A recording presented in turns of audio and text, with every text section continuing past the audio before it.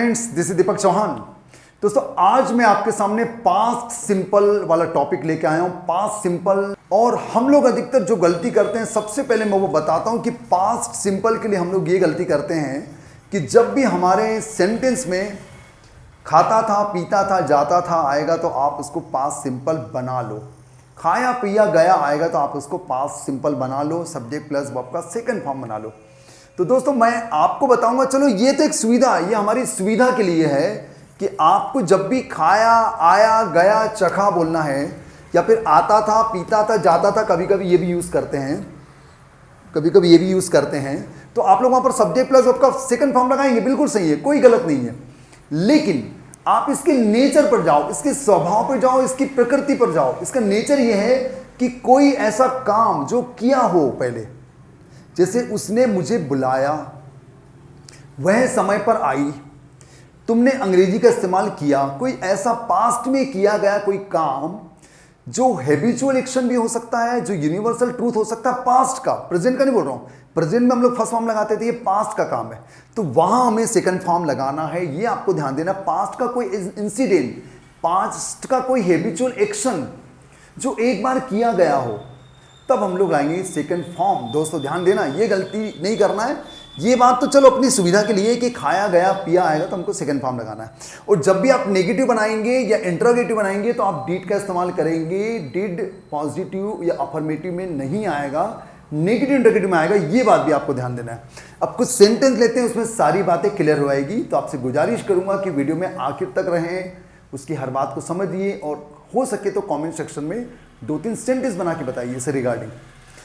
तुमने मुझे बुलाया, अब यहां पर सब्जेक्ट क्या हो गया? सब्जेक्ट हो गया यू, और बुलाने का सेकंड फॉर्म कॉल्ड, तो यू कॉल्ड मी। हमने इसको लिखा यू कॉल्ड मी, तुमने मुझे बुलाया।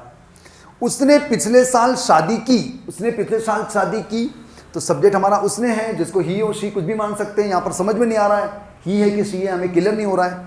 तो he got married last year, he got married last year. आप लोग इसको ये भी कह सकते हैं ही मैरिड लास्ट ईयर, आप लोग मैरिड लास्ट ईयर भी कह सकते हैं। एक वर्ड है दोस्तों गेट हिज्ड, गेट हिज्ड, तो ही गॉट हिज्ड लास्ट ईयर।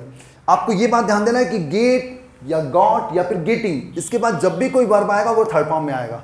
तो गॉट मैरिड होगा, गॉट मैरिज नहीं होगा, गॉट मैरी नहीं होगा। बहुत से स्टूडेंट ये भी गलती करते हैं, आपको अच्छे से ध्यान देना है कि क्या ध्यान देना है, गेट, गॉट और गेटिंग या गेट्स, इसके बाद जब भी कोई वर्ब आएगा वो थर्ड फॉर्म में आएगा। ये रूल है।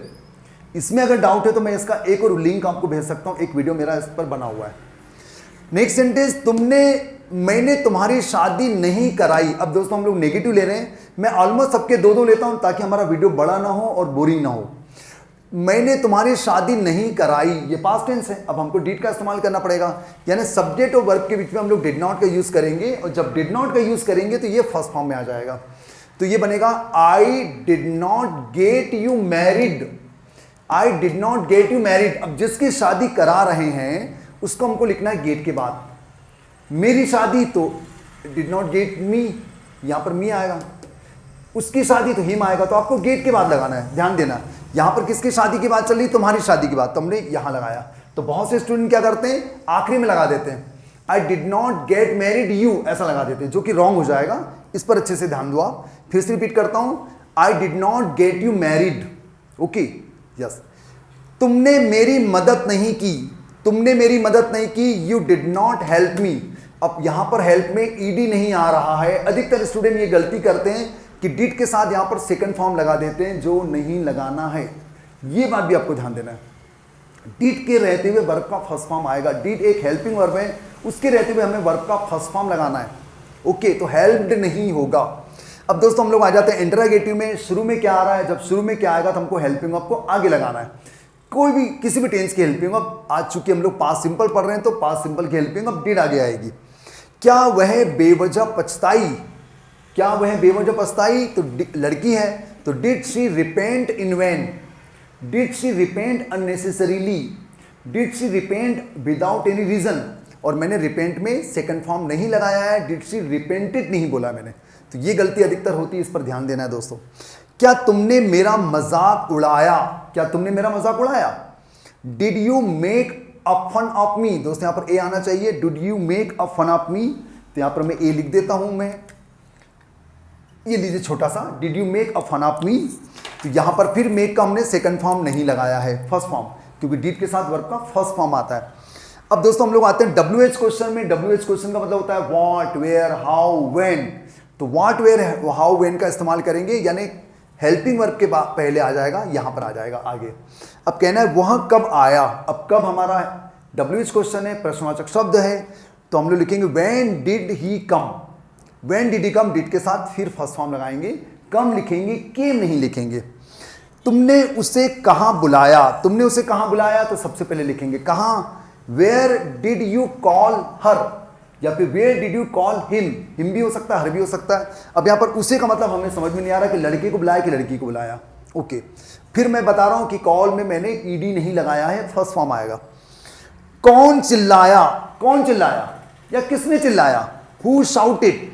दोस्तों हु के साथ आपको do, does, did, helping verb नहीं लगाना है, ये मैंने प्रेजेंट सिंपल वाले टॉपिक में भी आपको समझाया था। तो हु के साथ कभी भी आपको do, does, did, helping verb नहीं लगाना है।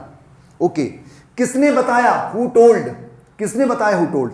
लेकिन अगर हम लोग कहते हैं कि किसने किया, हु डिड, अब डिड यहां पर करने के सेंस में आ रहा है, किसने किया, हु डिड। किसने तुम्हारा काम किया, हु डिड योर वर्क। किसने मेरा काम किया, हु डिड माई वर्क। अब यहां पर डिड क्यों आया, हु के साथ डिड क्यों आ रहा है, यहां पर डिड के साथ, हु के साथ डिड इसलिए आ रहा है कि यहां पर डिड जो है करने के सेंस में इस्तेमाल किया जा रहा है। तो आपको ध्यान देना है कि हु के साथ अगर कोई दूसरा वर्ब आता है तो हमको डिड नहीं लगाना है, डू, डस भी नहीं लगाना है। तो ये था दोस्तों आज का टॉपिक। मुझे उम्मीद है कि आपको समझ में आ गया होगा कि कोई हैबिचुअल एक्शन, पास्ट की हैबिचुअल एक्शन, कोई पास्ट की ऐसी बात, एक ऐसी घटना जो पास्ट में घटी हो, उसके लिए हमको सेकंड फॉर्म लगाना होता है। और नेगेटिव इंटरोगेटिव बनाते समय डिड का इस्तेमाल करते हैं, और जब डिड का इस्तेमाल करते हैं तो वर्ब का फर्स्ट फॉर्म आ जाता है। ओके दोस्तों, अभी वीडियो में बने रहे, कुछ बातें मैं बताता हूं आपको। लूज यानी होता है हारना, इसका सेकंड फॉर्म होगा लॉस्ट, मैं हार गया, आई लॉस्ट। डिफीट यानी होता है हराना, डिफीट, तुमने मुझे हराया, यू डिफीटेड मी, दोनों में अंतर है, यू डिफीटेड मी, इसको लूज कहते हैं दोस्तों, लॉस नहीं कहते, ध्यान देना। मेक, मॉक, सॉरी, मॉक यानी होता है मजाक उड़ाना, इसको मेक अ फन ऑफ ये भी कह सकते हैं। लुक आफ्टर यानी होता है देखभाल करना, जो कि मैंने लिखा नहीं है। इंसिस्ट यानी होता है जिद करना, जिद। रिजेक्ट यानी ठुकराना। हार्म यानी नुकसान पहुंचाना। स्पॉइल यानी बर्बाद करना। तो दोस्तों मैं आपको 4 सेंटेंस देता हूं, आप बना के बताएंगी। क्या तुमने मेरा मजाक उड़ाया, क्या तुमने मेरा मजाक उड़ाया। उसने अपने बच्चों की देखभाल नहीं की, उसने अपने बच्चों की देखभाल नहीं की। Yes.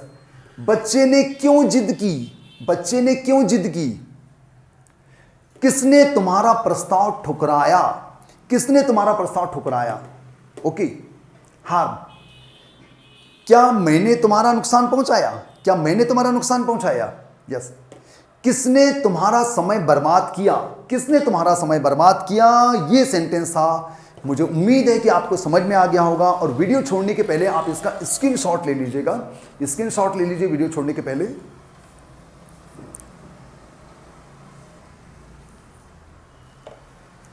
Thank you very much video में आखिर तक बने रहने के लिए। वीडियो अच्छा लगा तो लाइक करें, अधिक से अधिक लोगों को शेयर करें। शेयर करना बहुत ज़रूरी है दोस्तों, क्योंकि शेयर करने से हर किसी को, बहुत से स्टूडेंट्स को जो डाउट है वो क्लियर हो जाए।